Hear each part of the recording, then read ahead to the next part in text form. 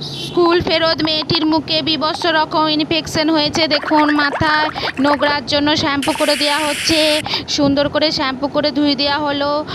গালেতে যে কাটা জায়গাটা সেটা সেলাই করে দেওয়া হলো। তারপরে গোটা মুখে ফেস ওয়াশ লাগিয়ে দিয়ে ধুয়ে দেওয়া হচ্ছে। দেখুন পরিষ্কার করে ধুয়ে দেওয়া হলো। তারপরে বড় বড় পোকাগুলিকে চিমটের সাহায্যে আস্তে আস্তে আস্তে আস্তে করে তুলে নেওয়া হচ্ছে। দেখুন এবং সেই ক্ষত জায়গাটিতে মলম লাগিয়ে দেওয়া হবে। দেখুন মলম লাগিয়ে দেওয়া হচ্ছে এবং সেই ক্ষত জায়গাগুলি ভালো হয়ে গেল। এরপর যেগুলি ফোড়ার মতো ফুলে আছে সেই জায়গাগুলিতে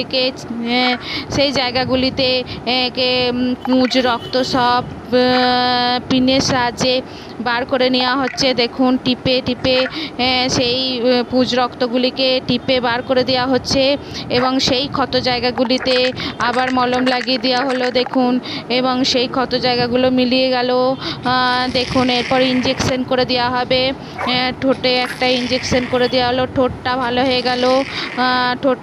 ঠোঁট ভালো হয়ে যাওয়ার পর কপালে একটা ইঞ্জেকশন করে দেওয়া হলো। কপালটাও ভালো হয়ে গেল।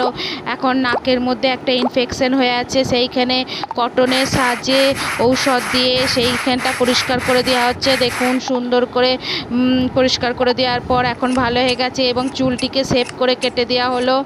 এরপর দেখুন অনেকটাই সুস্থ হয়ে গেছে মেয়েটি। এবং আপনারা অবশ্যই কিন্তু সাবস্ক্রাইব এবং লাইক করবেন প্লিজ। এবং মুখে মেকআপ লাগিয়ে দেওয়া হচ্ছে। দেখুন এরপর মেয়েটির মুখে সুন্দর করে মেকআপ দিয়ে পরিষ্কার করে মুখটা মেকআপ লাগিয়ে দেওয়া হলো এবং মেয়েটিকে এখন অনেকটাই সুস্থ লাগছে এবং মেয়েটির স্কুলে জামা পরিয়ে দেওয়া হলো।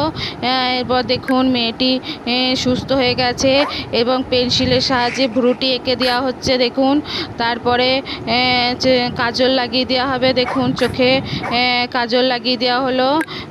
এরপর দেখুন আইশ্যাডো লাগিয়ে দেওয়া হবে।